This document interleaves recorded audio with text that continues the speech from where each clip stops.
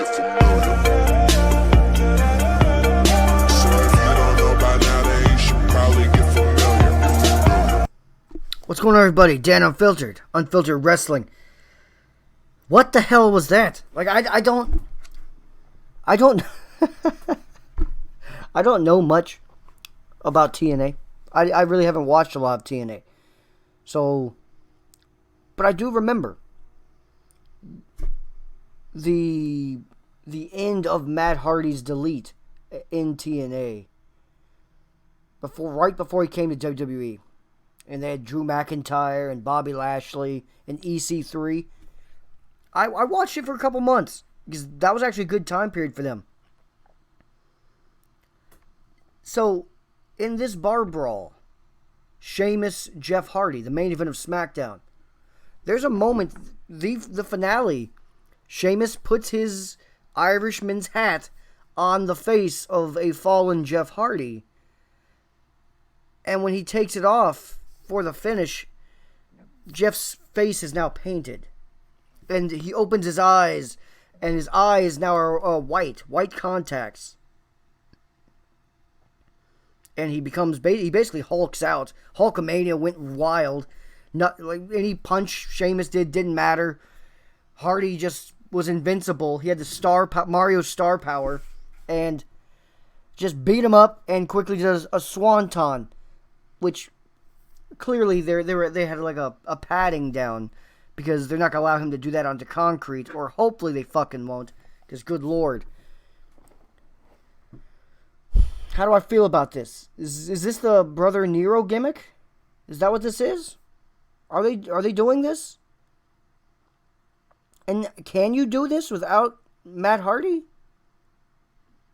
If you guys have watched TNA and you know more about this gimmick than I do, let me know, because I don't know. Because before the bar brawl officially started, Sheamus and Jeff Hardy were sitting at the bar, which was extremely empty, which that sucked.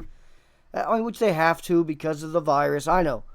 But it still sucked, because bar brawls I'm used to, back in the day, with APA, there would be random assholes playing pool, and they'd get their asses kicked just because they're in the way, wrong place, wrong time type of thing.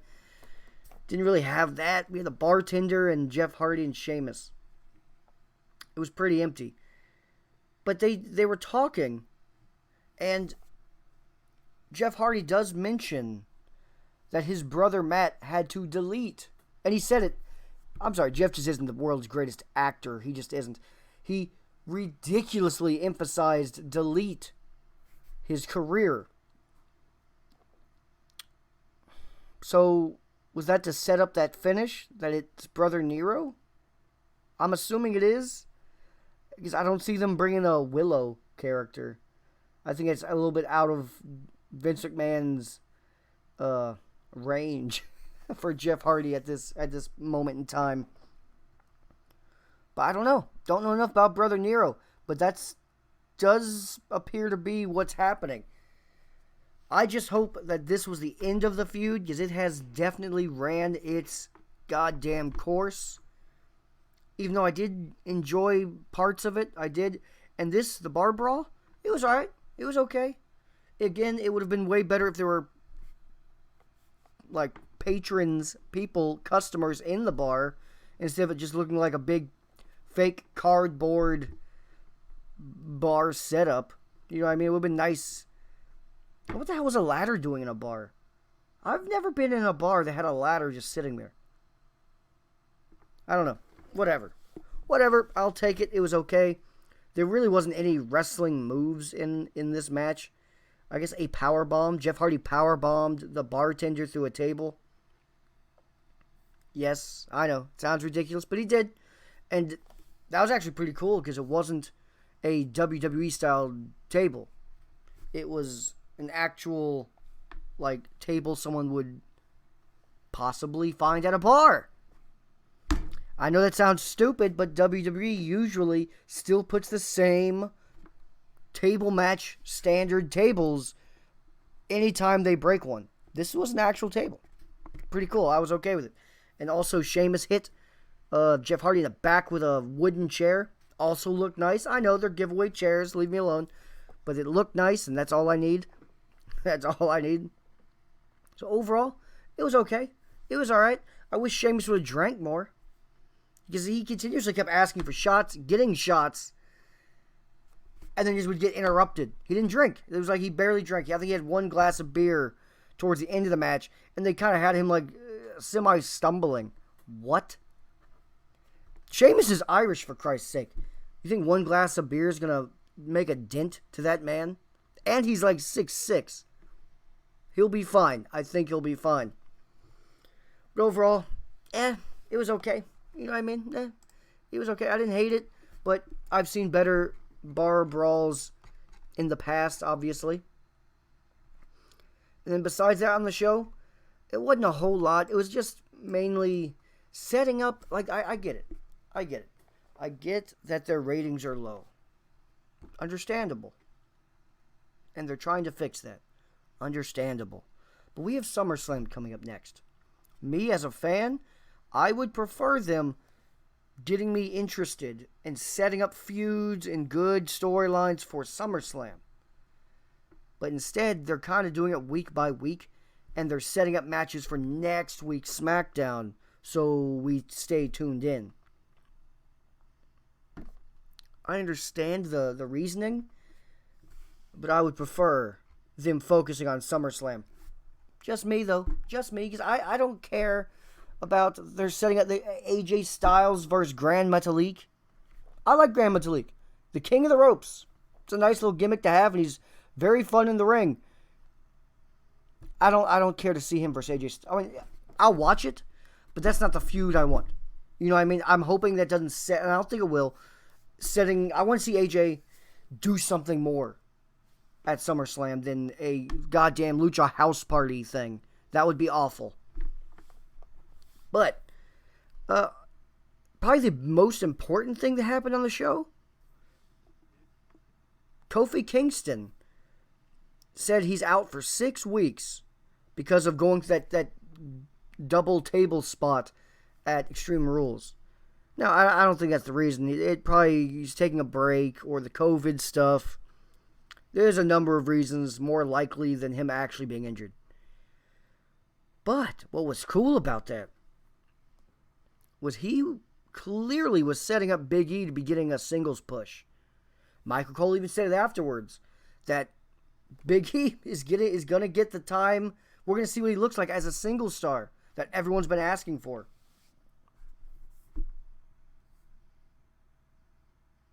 That sounds pretty cool. It does. I'm just picturing in my mind Big E versus numerous opponents. Numerous. I got one for you. How about AJ Styles for the Intercontinental title? Fuck Grand Metalik. That's one reason why I wasn't that into Grand Metalik versus AJ next week. I mean, cool. Do it. Get out of the way. It'll be fun.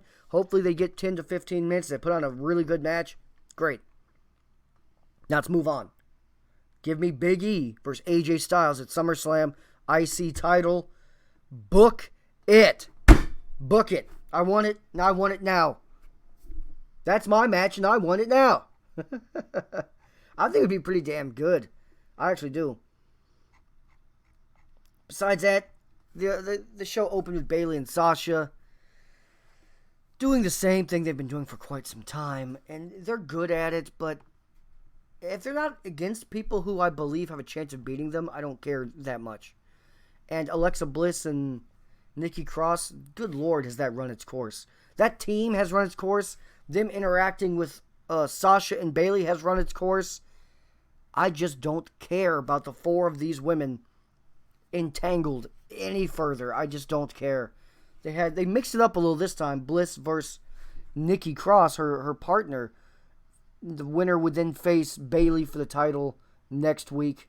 Again, just setting up next week's show. Nikki won again, that means we're just getting a rematch between Nikki Cross and Bayley. Nikki's not winning that. She's not going to win that.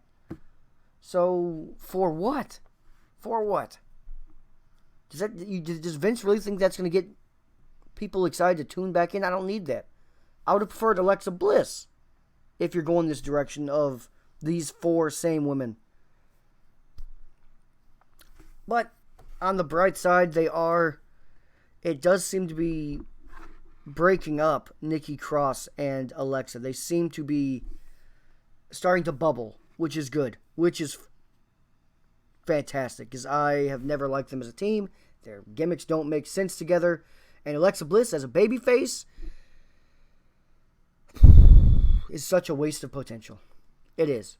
Like, if you guys remember her as a heel, she's one of the best. She's one of the best as a heel. As a face, it's just...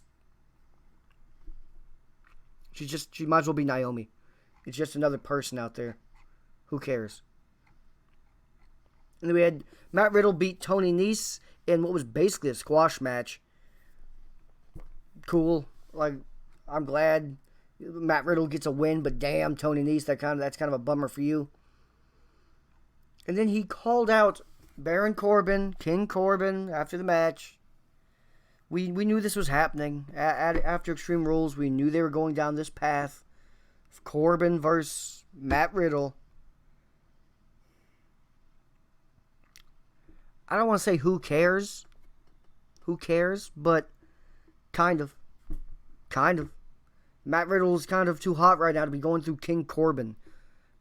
People want Matt Riddle to do important things right now. Anything King Corbin does is not important. It just isn't. No one cares. He's a legitimate heel. Yes, I know. I get it. Just no one cares. And Corbin doesn't win feuds anymore. And just, he doesn't have any momentum. I don't need it. I don't need it. I could have skipped this feud. Could have skipped it.